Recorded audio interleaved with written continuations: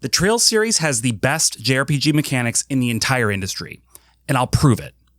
Or die trying. Hey friends, it's Just the Gems, I'm Brandon, and I know this might be controversial, especially to those outside of the Trails fandom, but it's true. Trails has mastered JRPG mechanics, and it's high time other series took a lesson or two from them. So what follows are the definitive, objectively true facts about why the gameplay mechanics in Trails are the best of the best. The following facts are neither objective nor definitive. They are subjective and whatever the opposite of definitive is. Let's not bury the lead and start with the battle system, or really battle systems with an S. An extra S. Three S's, not just two. Plural is the word. Yes, the battle systems in Trails have evolved over time, but I would argue it was already top of class all the way back in the original Trails in the Sky. Back in 2004, most JRPGs were still having all your characters line up in a row and take turns thwacking enemies, throwing out the occasional magic spell, and hoarding and never using your items because you might need them later. Trails in the Sky broke this tradition over its knee. Sure, this isn't an action RPG. Not yet. So you're still taking turns thwacking enemies, but it's not a static battlefield. You have free range to move your characters anywhere you like. And in fact, position on the battlefield becomes really important when it comes time to select attacks, because unlike simple spells that either attack one enemy or attack them all, in Trails in the Sky, you have attacks that hit within certain ranges. Estelle can hit a bunch of enemies with her whirlwind, but only if they're grouped together the right way. Joshua can flicker through a ton of monsters at once, but only if they're lined up properly. Now, you might be thinking this sounds like a tactical RPG, and honestly, you're not entirely wrong. But here's the thing. I'm not a huge fan of tactical RPGs because of the amount of menuing and futzing around with mechanics that you need to do in those. Trails in the Sky gave us a battle system that took the best of strategy and married it to the best of traditional turn-based JRPGs. And speaking of strategizing, Trails takes that a step further with turn order. Now, this isn't the first game to show you a visualization of the turn order on the screen, but it is the first game to introduce a completely separate battle mechanic with it in the form of turn order bonuses. Mixed in along the turn order are various bonuses. Buffs, healing, guaranteed critical hits, that sort of thing. These are lined up in parallel with the characters on the order, and they can apply to both your characters and your enemies. If a character's turn comes up at the same time as a bonus, that character gets that bonus. Where this leads to additional strategy is in the fact you can manipulate the turn order to ensure your characters get the best bonuses. Certain abilities can delay enemy turns, which will knock them out of the turn order. But the bonus turn order is unaffected, meaning a bonus that was previously assigned to an enemy might now be assigned to you. This adds an entire layer of additional strategy that you can benefit a lot from, and it's particularly helpful on harder difficulties. Now, I mentioned that I'm not a huge fan of futzing around with systems. That's a fun word, isn't it? Futzing? Futzing. Kind of sounds like a swear, but it's not. Anyway, what was I saying? Oh yeah, not a big fan of futzing around with complex systems. However, if you are a fan of that, then the orbment system in Trails in the Sky is for you. Every character has an orbment, which is a device into which you can slot a bunch of little crystals. These crystals all have different effects, and they're divided up into the different elements in the Trails world. Fire, earth, wind, you get it. Each crystal has a different effect on your character, almost like an accessory would. Some raise your attack power or your defense, or give you increased immunity to certain status effects. Equipping those to your orbment gives you those effects. However, it also has another effect, which is granting you various magic spells. Here's where it gets a bit convoluted for those of you who want to dive deep. Each crystal has a different value for certain elements, and aligning the right values along a line in your orbment grants you different spells. Look, just saying all that gave me a nosebleed. Let's move on. This is the good thing about this system and why it's better than all the magic systems and all the other JRPGs out there. You can spend an enormous amount of time maximizing your team with just the right loadouts. In fact, if you play on the hardest difficulties, you'll pretty much need to. But if you don't want to do that, you don't have to. Just equip what you want and use what spells it gives you. It's as complicated as you want it to be. I love that all that complexity is there for the people who like it, but I'm also glad they give me an easy way out of it. Speaking of an easy way out, we've got to talk about S-crafts. These are insanely powerful moves that a character can access once they have at least 100 craft points. And craft points are gained by just playing the game, hitting enemies, taking hits yourself. You can spend those points on crafts, aka special moves, that are going to do generally more damage than your standard attack, or you can save them up for a devastating S-craft. This allows you to have any character with enough craft points to interrupt the flow of battle and activate a super strong attack right away. The only other game that has a system like this that I can think of is Honkai Star Rail, and they basically admitted they took the idea straight from Trails. So, leading the way, as usual. As the series went on, the battle and magic systems continued to evolve, but their cores remained the same. Eventually, the orbment system was refined to be equally accessible for all players, meaning there was no longer any need to spend as much time min-maxing your characters there. Some might have considered that a loss, understandably, but the systems they've replaced that with are also excellent and extremely customizable. The turn-based strategic battles also grew by adding new features like team-up attacks and the ability to link two characters together for additional moves and damage opportunities. It was all built on the extremely solid foundation laid in Trails in the Sky. It wasn't until Trails Through Daybreak, the 11th game in the series, I think, that Falcom decided to shake things up considerably.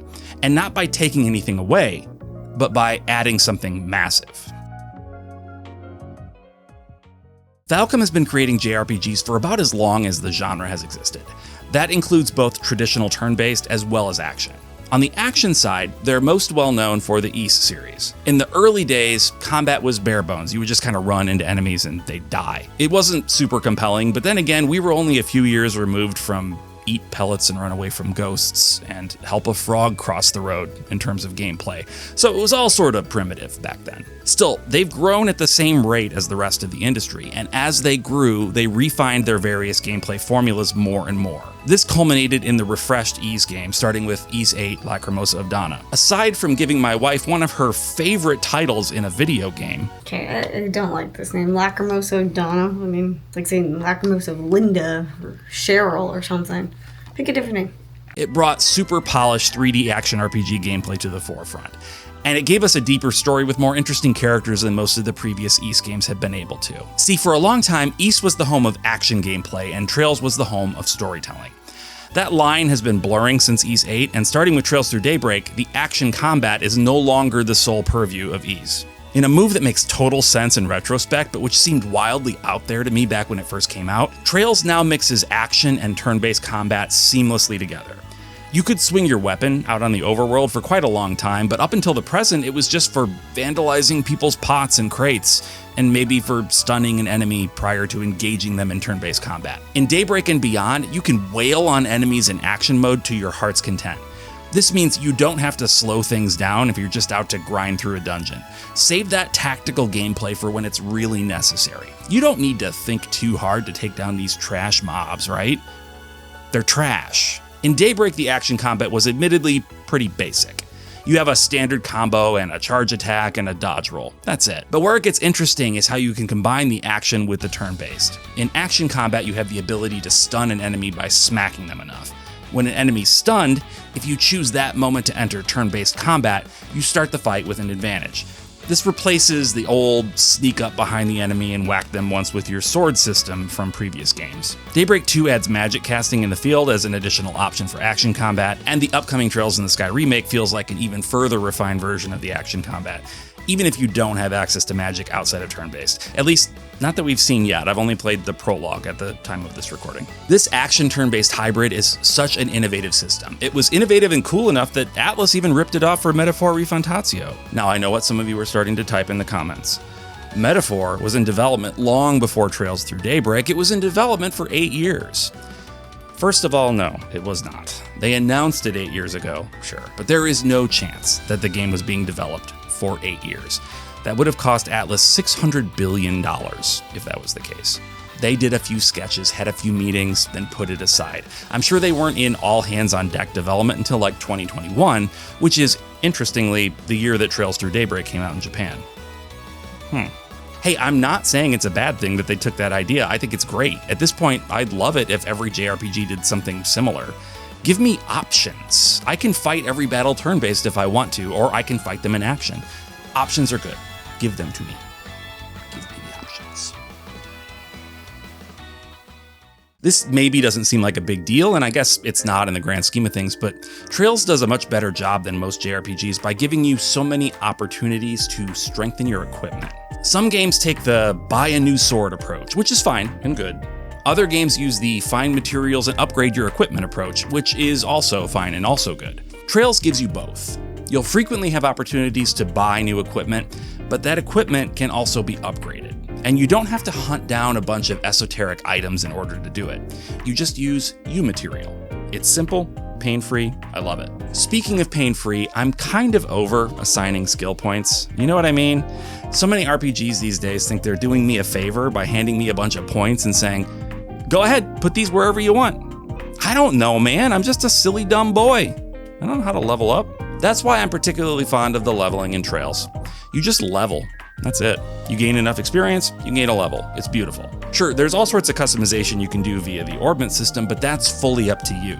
You can create truly unique characters based on how you fill out their orbments, or you can put together a powerhouse team that has all roughly the same strengths. Your choice. Other games like Persona or some Final Fantasies lock your characters on a certain path. With Trails, you get to fully decide how each one plays. Most JRPGs have a simple system for handling moves outside the realm of standard attacks. Sometimes it's called MP, sometimes it's called SP, or any other number of letters along with P. Not any number, I guess, there's only 26 letters. But you know what I mean. Trails breaks it up in a very interesting way though. Your special moves or crafts use CP, and your magic uses EP. CP is a resource that you can generate through play. Like I said before, attacking or getting hit will increase your CP meter. This allows you to play aggressively because you don't ever have to worry about actually running out of CP. EP, on the other hand, does not automatically regenerate. It requires specific healing items to restore. This setup rewards you for playing in a more balanced way. Magic spells have the potential to be absolutely devastating, but they require a charge-up time during which your character is vulnerable, and the resource for casting them is finite. It's so much more interesting than having a common pool for all of your non-standard attacks. And while the items to restore EP aren't exactly cheap, they're also not prohibitively expensive, so you can choose to prioritize magic for certain characters if you want. But since there is definitely a real cost for healing items, Trails gives you another option for healing and stat buffs: cooking. There are a plethora of recipes to collect throughout the world, and each one gives you different levels of healing and other effects. One dish might just heal a ton of HP, while another might heal less but also restore CP or EP, and another might heal and increase your strength for several turns. As the series progresses too, the cooking gets more elaborate, but not much more complicated. Now you can ask different characters in your group to prepare different meals, and you might get a specialized version of a particular dish based on who makes it, which could give you even better effects. When I think of cooking in JRPGs, I think of Trails, and I think of Tales. And honestly, I think the cooking in Trails blows the other one away. There's also one other thing on the resource side that Trails does that I really appreciate. I wish more games would do this. This is really only in the more recent games, but I appreciate that there's often a sort of like thrift store available that sells you items that you could have found in dungeons that you no longer have access to. Even though they're sometimes expensive, it's nice to not feel like you missed out on something permanently. Again, that's really only in the later entries, and it's a small thing, but it's the sort of small thing that I really appreciate. You know how JRPGs are full of NPCs? They are, trust me. Oh, what's an NPC, you ask? It's someone you disagree with online. No, but seriously, NPCs are a staple of JRPGs, and they're also here in Trails. But one area that Trails significantly differs from most JRPGs is in how the NPCs are handled. In Trails, almost every single NPC has a name and a story. If you check back in with NPCs as the game goes on, you won't just see new dialogue from them, you'll be watching their own separate story play out over the course of the game. This is a huge draw for a lot of people. It really goes a long way to making the entire world of Trails feel alive. And the craziest thing isn't just that the NPCs all have full stories in each Trails game, it's that some of them even pop up again in future games, so you can continue following their stories from there. It suggests an insane level of attention to detail on the part of Falcom, a real commitment to telling the story of this world fully. They're just background characters, but the emphasis is on characters. They add an entirely new layer of interest and complexity to the story. Another staple of JRPGs is the side quest. Very few JRPGs exist without them, and I think most people would complain if a game came along and didn't have them. At the same time, Side quests are some of the most complained about parts of these games. Like, why are my heroes having to take a break from world saving to kill 15 green goblins in the forest and collect their loincloths? Also, that's a really messed up quest idea. Who thought of that? If you're gonna kill the poor goblins, at least leave them with their dignity. Jeez. Trails naturally has a lot of side quests too.